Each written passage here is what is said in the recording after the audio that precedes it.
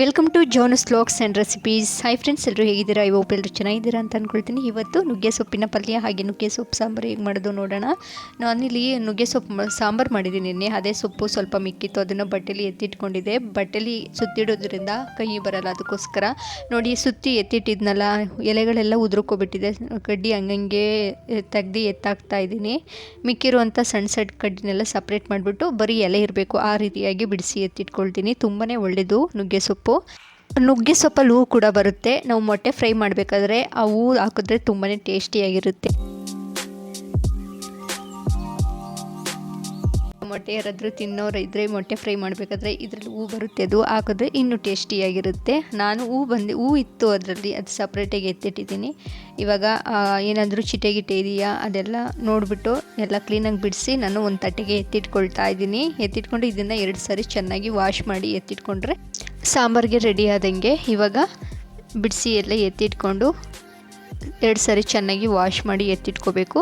ಹಾಗೆ 1/4 kg ಅಷ್ಟು ಬೆಟ್ಟದ ನೆಲ್ಲಿಕಾಯಿ ತೊಗೊಂಡು ಬಂದಿದೆ. ಇದು ತುಂಬ ಒಳ್ಳೆಯದು, ಏರ್ಗಂತೂ ಸಿಕ್ಕಾಬಟ್ಟೆ ಒಳ್ಳೆಯದು, ಹಾಗೆ ಸ್ಕಿನ್ಗೂ ಕೂಡ ತುಂಬಾ ಒಳ್ಳೆಯದು. ಇದನ್ನು ನಾನು ಚಿಕ್ಕದಾಗಿ ಕಟ್ ಮಾಡಿ ಒಂದು ಬೌಲ್ಗೆ ಹಾಕ್ಕೊಳ್ತಾ ಇದ್ದೀನಿ. ಯಾಕೆಂದರೆ ನಾವು ವರ್ಕ್ ಮಾಡ್ತಾ ಇರಬೇಕಾದ್ರೆ ಅಥವಾ ಟಿ ವಿ ನೋಡ್ತಾ ಇರಬೇಕಾದ್ರೆ ಆವಾಗವಾಗ ತಿಂತಾಯಿದ್ರೆ ತುಂಬಾ ಒಳ್ಳೆಯದು, ಹೆಂಗೋ ಟೈಮ್ ಪಾಸ್ ಆಗುತ್ತೆ. ಸ್ವಲ್ಪ ಉಪ್ಪು ಹಾಕ್ಕೊಳ್ತಾ ಇದ್ದೀನಿ. ಇದಕ್ಕೆ ಉಪ್ಪು ಹಾಕ್ಕೊಂಡು ಚೆನ್ನಾಗಿ ಮಿಕ್ಸ್ ಮಾಡ್ಕೊಳ್ತಾ ಇದ್ದೀನಿ. ಮಿಕ್ಸ್ ಮಾಡಿಕೊಂಡು ಇದನ್ನು ಕಿಟಕಿ ಹತ್ರ ಮಡಗಿದ್ರೆ ಬಿಸಿಲಿಗೆ ಒಣಗೋಗುತ್ತೆ. ಎಷ್ಟು ಒಣಗಿಸ್ತೀವೋ ಅಷ್ಟೇ ಚೆನ್ನಾಗಿರುತ್ತೆ. ಇದು ಜಾಸ್ತಿ ಇಷ್ಟಪಡಲ್ಲ, ತಿನ್ನಲ್ಲ ಯಾರು ಕೂಡ ಜಾಸ್ತಿ. ಸೊ ನನಗೆ ಇದು ರೂಢಿಯಾಗಿದೆ ತಿಂದು, ಸೊ ಅದು ಒಳ್ಳೆಯದು ಹೆಲ್ತ್ಗೆ. ಹಾಗೆ ಸೊಪ್ಪನ್ನು ಕೂಡ 2 ಸಾರಿ ಚೆನ್ನಾಗಿ ವಾಶ್ ಮಾಡಿ ಎತ್ತಿಟ್ಕೊಂಡಾಯಿತು. ನಂತರ ಪಾತ್ರೆಗೆ 2 ಗ್ಲಾಸಷ್ಟು ನೀರು ಹಾಕ್ಕೊಳ್ತೀನಿ. ನೀರು ಚೆನ್ನಾಗಿ ಕುದಿ ಬಂದ ನಂತರ ತೊಳೆದು ಎತ್ತಿಟ್ಕೊಂಡಿರೋಂತಹ ನುಗ್ಗೆ ಸೊಪ್ಪು ಹಾಕ್ಕೊಳ್ತಾ ಇದ್ದೀನಿ. ನುಗ್ಗೆ ಸೊಪ್ಪು 10 ನಿಮಿಷದಲ್ಲೇ ಚೆನ್ನಾಗಿ ಬೆಂದ್ಕೊಳ್ಳುತ್ತೆ. ಕುಕ್ಕರ್ಲಿ ಹಾಕಿ ಬೇಯಿಸೋಕೆ ಹೋಗಬೇಡಿ, ಟೇಸ್ಟೇ ಚೆನ್ನಾಗಿರಲ್ಲ. ಸೊ ಈ ಥರ ಪಾತ್ರೆಯಲ್ಲಿ ಬೇಯಿಸ್ಕೊಂಡ್ರೆ ಚೆನ್ನಾಗಿರುತ್ತೆ. ಇವಾಗ ನಾನು ರಸಮ್ಗೆ ಟೊಮೊಟೊ ಮತ್ತು ಹುಣಸೆಹಣ್ಣ ಬೇಯಿಸ್ಕೋಬೇಕು. ಇದಕ್ಕೆ ಬಾಣಲಿಗೆ 2 ಗ್ಲಾಸಷ್ಟು ನೀರು ಹಾಕ್ಕೊಳ್ಳಿ. ನೀರು ಹಾಕ್ಕೊಂಡು 1 ಟೊಮೊಟೊನ 4 ಭಾಗವಾಗಿ ಮಾಡಾಕಿ ಸ್ವಲ್ಪ ಹುಣಸೆಹಣ್ಣು ಹಾಕ್ಕೊಂಡು ಚೆನ್ನಾಗಿ ಕುದಿಲಿಕ್ಕೆ ಬಿಡಿ. ಈ ಕಡೆ ಸೊಪ್ಪೆಲ್ಲ ಚೆನ್ನಾಗಿ ಬೆಂದ್ಕೊಳ್ತಾ ಇದೆ. ಹಸಿ ಟೊಮೊಟೊನೇ ಕಿವುಚಿ ಎತ್ತಿಟ್ಕೋಬೋದು, ಅದರ ಟೇಸ್ಟು ತುಂಬಾ ಚೆನ್ನಾಗಿರುತ್ತೆ. ಬೇಯಿಸಿ ಕಿವುಚ್ಕೊಂಡ್ರೆ ಈಸಿನೇ ಇರುತ್ತೆ ಕಿವುಚ್ಕೊಳ್ಳೋ ಯಾಕೆ. ಅದಕ್ಕೋಸ್ಕರ ನಾನು ಇವಾಗ ಟೊಮೊಟೊ ಎಲ್ಲ ಚೆನ್ನಾಗಿ ಬೆಂದ ನಂತರ ಟೊಮೊಟೊ ಎಲ್ಲ ಕಿವುಚಿ ಎತ್ತಿಟ್ಕೊಳ್ತಾ ಇದ್ದೀನಿ. ಹುಣಸೆಹಣ್ಣು ಕೂಡ ಬೇಯಿಸ್ಕೊಂಡಿದ್ದೀವಲ್ಲ, ನಾರೆಲ್ಲ ಇದ್ದರೆ ಸಪ್ರೇಟಾಗಿ ಎತ್ತಿಡಿ. ಇವಾಗ ಸೊಪ್ಪೆಲ್ಲ ಕರೆಕ್ಟಾಗಿ ನಾನು ಬೇಯಿಸಿದ್ನಲ್ಲ ಅದನ್ನೆಲ್ಲ ಎತ್ತಿಡ್ತಾ ಇದ್ದೀನಿ. ಹಾಗೆ ಸೊಪ್ಪು ಬೇಯಿಸಿರೋ ನೀರನ್ನ ಇದಕ್ಕೆ ಆ್ಯಡ್ ಮಾಡ್ತಾಯಿದ್ದೀನಿ. ಟೊಮೊಟೊ ಕಿವುಚಿದ್ವಲ್ಲ ಅದಕ್ಕೆ ಆ್ಯಡ್ ಮಾಡಿಕೊಂಡು ಇವಾಗ ಕುಟಾಣಿಗೆ 1 ಟೀ ಸ್ಪೂನಷ್ಟು ಮೆಣಸು, 1 ಟೀ ಸ್ಪೂನಷ್ಟು ಜೀರಿಗೆ ಹಾಕ್ಕೊಳ್ಳಿ. ಹಾಗೆ 5ರಿಂದ 6 ಎಸ್ಳು ಬೆಳ್ಳುಳ್ಳಿ ಸೇರಿಸಿ ಚೆನ್ನಾಗಿ ಪುಡಿ ಮಾಡ್ಕೊಳ್ಳಿ. ಪುಡಿ ಮಾಡ್ಕೊಂಡಿದ್ದನ್ನ ನಾವು ಕಿವುಚಿ ಎತ್ತಿಟ್ಕೊಂಡಿದ್ವಲ್ಲ ಆ ರಸಕ್ಕೆ ಸೇರಿಸ್ಕೊಂಡು ಒಂದು ಸರಿ ಚೆನ್ನಾಗಿ ಮಿಕ್ಸ್ ಮಾಡ್ಕೊಳ್ಳಿ. ಈ ಕಡೆ ಬಾಣಲಿಗೆ 2 ಟೀ ಸ್ಪೂನಷ್ಟು ಎಣ್ಣೆ ಹಾಕ್ಕೊಳ್ತಾ ಇದ್ದೀನಿ. ಇದಕ್ಕೆ ಸ್ವಲ್ಪ ಸಾಸಿವೆ, ಹಾಗೆ ಸ್ವಲ್ಪ ಈರುಳ್ಳಿ, ಒಂದು ಅರ್ಧ ಈರುಳ್ಳಿ ಆದರೆ ಸಾಕಾಗುತ್ತೆ. ಹಾಗೆ ಸ್ವಲ್ಪ ಕರಿಬೇವು, ಹಾಗೆ 2 ಹಸಿಮೆಣಸಿನ್ಕಾಯಿನ ಹಾಕ್ಕೊಳ್ತಾ ಇದ್ದೀನಿ. ಒಣಮೆಣಸಿನ್ಕಾಯಿ ಇದ್ದರೆ ಒಣಮೆಣಸಿನ್ಕಾಯಿನ ಹಾಕೋಬೋದು. ಜೊತೆಗೆ ಒಂದು ಅರ್ಧ ಟೀ ಸ್ಪೂನಷ್ಟು ಹಿಂಗೆ ಹಾಕ್ಕೊಳ್ಳಿ. ಹಿಂಗು ರಸಮ್ಗೆ ಮೇನಾಗಿ ಬೇಕಾಗಿರೋದು, ಸೊ ಹಿಂಗೆ ಜಾಸ್ತಿ ಹಾಕ್ಕೊಳ್ಳಿ ಸ್ವಲ್ಪ. ಇವಾಗ ನಾವು ಮಿಕ್ಸ್ ಮಾಡಿ ಎತ್ತಿಟ್ಕೊಂಡಿದ್ವಲ್ಲ ಅದನ್ನು ಕೂಡ ರಸನ ಸೇರಿಸ್ಕೊಳ್ತಾ ಇದ್ದೀನಿ. ಒಂದು ಸರಿ ಚೆನ್ನಾಗಿ ಮಿಕ್ಸ್ ಮಾಡ್ಕೊಳ್ಳೋಣ. ಮಿಕ್ಸ್ ಮಾಡ್ಕೊಂಡ ನಂತರ ಇವಾಗ ರುಚಿಗೆ ತಕ್ಕಷ್ಟು ಉಪ್ಪು ಹಾಕ್ಕೊಳ್ಳಿ. ಉಪ್ಪು ಹಾಕ್ಕೊಂಡು ಚೆನ್ನಾಗಿ ಒಂದು ಸರಿ ಮಿಕ್ಸ್ ಮಾಡ್ಕೊಳ್ಳೋಣ. ಕಲರ್ಗೋಸ್ಕರ ಸ್ವಲ್ಪ 1/4 ಟೀ ಸ್ಪೂನಷ್ಟು ಅರಿಶಿನ ಬೆರೆಸಿ ಚೆನ್ನಾಗಿ ಮಿಕ್ಸ್ ಮಾಡಿ.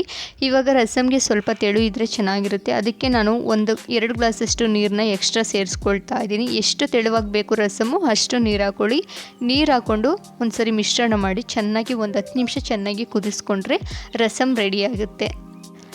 ಈ ಥರ ರಸಮು ಹಾಗೆ ಪಲ್ಯ 1 ಬಾಕ್ಸಷ್ಟು ಬಿಸಿ ಅನ್ನ ಕಟ್ಕೊಟ್ರೆ ಕೆಲಸಕ್ಕೆ ಹೋಗೋರಿಗೆ ತುಂಬಾ ಇಷ್ಟಪಟ್ಟು ಊಟ ಮಾಡ್ತಾರೆ. ಹಾಗೆ ಸಾಯಂಕಾಲದ ಊಟಕ್ಕೂ ಕೂಡ ಈ ರೀತಿಯಾಗಿ ಮಾಡಿಕೊಟ್ರೆ ಹೊಟ್ಟೆ ತುಂಬ ಊಟ ಮಾಡ್ತಾರೆ. ಮಕ್ಕಳಂತೂ ಸಿಕ್ಕಾಪಟ್ಟೆ ಇಷ್ಟಪಟ್ಟು ಊಟ ಮಾಡ್ತಾರೆ.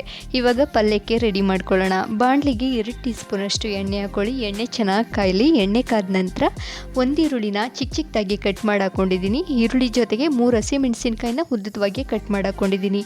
ಹಸಿಮೆಣಸಿನ್ಕಾಯಿ ಬದಲಾಗಿ ನೀವು ಒಣಮೆಣಸಿನ್ಕಾಯಿ ಕೂಡ ಬಳಸ್ಬೋದು, ತುಂಬಾ ಚೆನ್ನಾಗಿರುತ್ತೆ ಅದು ಕೂಡ. ಇವಾಗ ಚೆನ್ನಾಗಿ ಎಣ್ಣೆಲಿ ಈರುಳ್ಳಿ ಸ್ಮೆಲ್ ಹೋಗಬೇಕು ಅಲ್ಲಿವರೆಗೆ ಚೆನ್ನಾಗಿ, ಈರುಳ್ಳಿ ಹಸಿ ಸ್ಮೆಲ್ ಹೋಗಬೇಕು ಅಲ್ಲಿವರೆಗೆ ಚೆನ್ನಾಗಿ ಬಾಡಿಸ್ಕೊಳ್ಳಿ.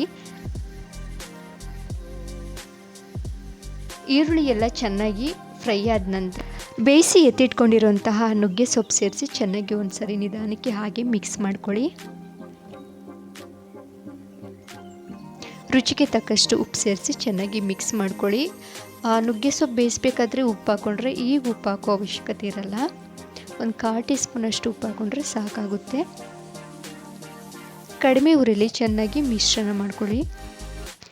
ಸೊಪ್ಪಿಗೆ ಉಪ್ಪೆಲ್ಲ ಚೆನ್ನಾಗಿ ಬೆರೆತ ನಂತರ 2 ಟೀ ಸ್ಪೂನಷ್ಟು ಕಾಯಿ ತುರಿ ಸೇರಿಸ್ಕೊಳ್ತಾ ಇದ್ದೀನಿ. ಕಾಯಿ ತುರಿ ಸ್ವಲ್ಪ ಜಾಸ್ತಿ ಆದರೂ ತೊಂದರೆ ಏನಿಲ್ಲ, ತುಂಬಾ ಚೆನ್ನಾಗಿರುತ್ತೆ. ಪಲ್ಯಗಳಿಗೆ ಕಾಯಿ ತುರಿ ಇದ್ರೇ ತುಂಬ ಟೇಸ್ಟಿಯಾಗಿರೋದು. ಇವಾಗ ಚೆನ್ನಾಗಿ ಒಂದು ಸರಿ ಮಿಕ್ಸ್ ಮಾಡ್ಕೊಳ್ಳೋಣ.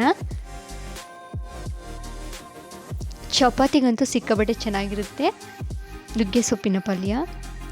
ಇವಾಗ ರೆಡಿಯಾಗಿದೆ, ಸ್ಟವ್ ಆಫ್ ಮಾಡ್ಕೊಳ್ಳೋಣ.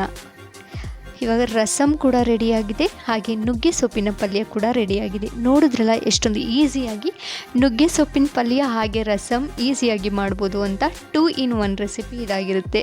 ಖಂಡಿತ ನಿಮ್ಮ ಮನೇಲೂ ಕೂಡ ಟ್ರೈ ಮಾಡಿ. Thank you so much. Thank you for watching. Thank you.